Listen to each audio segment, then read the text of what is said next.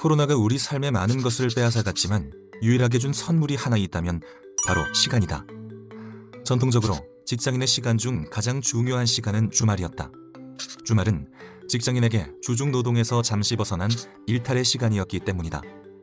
그러나 2019년 들어 소셜미디어에서 직장인과 연관된 시간 키워드의 언급량을 보면 저녁이 주말을 역전했다. 직장인의 저녁 시간을 뺏었던 저녁 회식에 대한 언급도 매년 감소 추세였는데 코로나 이후 저녁 회식은 물론 회식 자체가 사라졌다. 코로나 사태로 재택근무를 하게 된 이후에는 자투리 정도가 아니라 통째로 생긴 시간을 활용해 무엇을 할지가 직장인의 주요 관심사가 되었다. 시간 약자에서 시간 주인이 된 사람들은 자신에게 주어진 시간을 어떻게 채우고 있을까?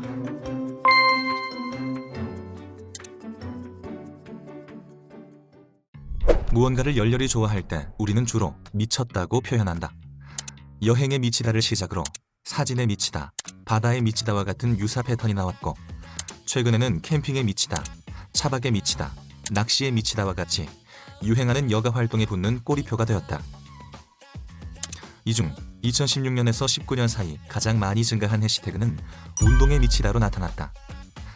여전히 여행에 미치다의 비중이 가장 크지만 운동에 미치다라는 해시태그가 큰 폭으로 상승하며 상위권에 안착했다. 여기서 눈여겨봐야 할 건 시간 약자에서 시간 주인이 된 사람들이 여행과 같은 이벤트성 취미보다 운동과 같은 반복적인 생활 규칙을 필요로 한다는 것이다. 코로나 이후 해외여행이 불가능해지고 국내 여행도 제한적인 상황이어서 여행보다 운동이 더 각광받는 것도 사실이다. 하지만 무엇을 하고 싶다와 같은 로망보다는 시각적으로 바로 확인할 수 있는 가시적인 목표를 추구하고 한번 일어날까 말까한 이벤트보다는 반복적이고 주기적인 일에 집중하며 이를 기록함으로써 실천했음을 인증하고 외부를 향한 자기 표현보다는 자기 관리를 추구한다는 면이 코로나 이전부터 지속적으로 관측되고 있는 변화다. 또 하나, 시간과 관련해 우리가 주목할 것은 루틴이다. 규칙적으로 하는 일의 순서와 방법을 의미하는 루틴에 대한 SNS상의 언급이 지속적으로 증가하면서 그 영역도 확장되었다. 과거의 루틴이 스킨케어나 건강 노하우를 공유하는 방식이었다면 현재의 루틴은 일상과 휴식의 영역에서도 존재감을 드러내면서 시간 보내는 패턴을 공유한다. 지극히 개인적인 일상과 휴식의 방식을 공유함으로써 루틴은 자신의 정체성을 드러내는 수단이 되었다. 루틴을 통해 자신이 어떤 브랜드나 서비스를 사용하는지, 자신이 무엇을 좋아하는지, 자신이 어떤 일상을 지켜내려고 노력하는지가 드러난다.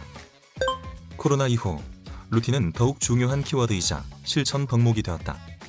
기존의 해시태그 루틴과 관련되어 언급되었던 내용들은 마치 코로나 상황을 예측이라도 한 듯 하나같이 코로나 이후 급상승한 행동과 연관된다. 혼자 하는 일이고 내가 사는 지역을 크게 벗어나지 않는 일이고 온라인을 통해 소비할 수 있는 일이다. 심지어 집 청소마저 코로나 이후 증가한 키워드다. 코로나는 우리의 반복되는 일상성이 얼마나 소중한지 강력하게 인식시켰다. 통제불능의 상황에도 자신이 할 수 있는 일과 할 수 없는 일을 구분하고 자신의 세계를 구축하고 그 일과를 계속해서 꾸려가는 것. 이는 불안정의 시대에 안정감과 통제감을 제공한다. 또한 코로나의 격리 상황에 유튜브, 넷플릭스 등 동영상 시청 시간이 길어진 것도 사실이고 온라인 게임을 많이 하는 것도 사실이지만 사람들은 급작스레 주어진 긴 시간을 수동적인 소비로만 채우지 않았다. 팔이 떨어져라 저어서 달고나 커피를 만들거나 브이로그를 시작하거나 자전거를 타거나 등산이나 캠핑을 시작했다. 집밥에는 생존의 의미도 있지만 생산적인 일을 하고 싶은 욕망, 결과물을 만들어내고 싶다는 욕망도 들어있다. 왜 그런지 이유는 알 수 없지만 격리 상황에도 사람들은 자신의 생산성을 증명하고 싶어 한다. 그리고 생산성을 증명하는 것은 나 혼자만 보게 일기장에 기록하는 것이 아니라 다른 사람과 그 결과를 공유해야만 인증된다고 느낀다. 루틴의 본질은 반복이 있지만 해시태그 루틴은 이처럼 기록되었다는 데 의미가 있다.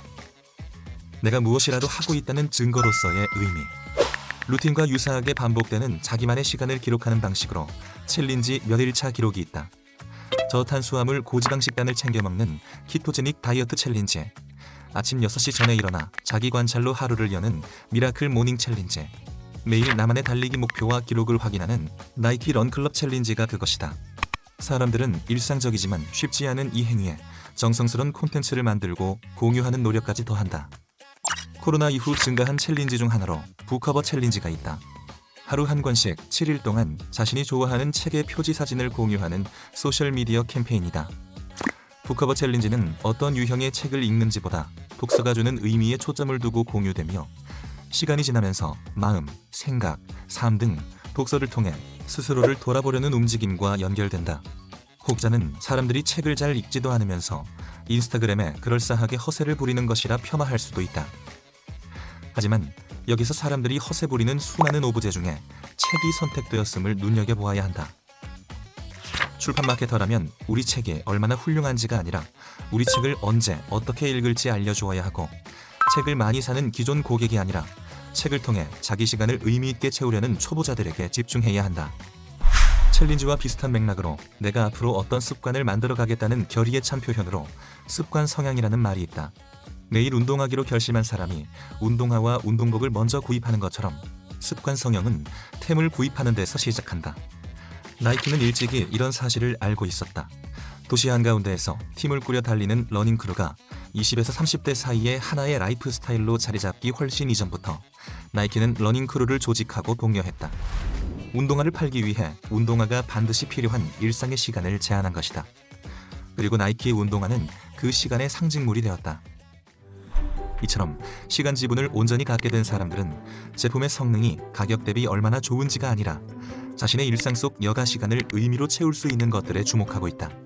특히 자신의 생산성을 증명하거나 자기 성찰과 연결된 것들이라면 자기 만족을 이끌어 시간의 주인들에게 더욱 각광받게 될 것이다.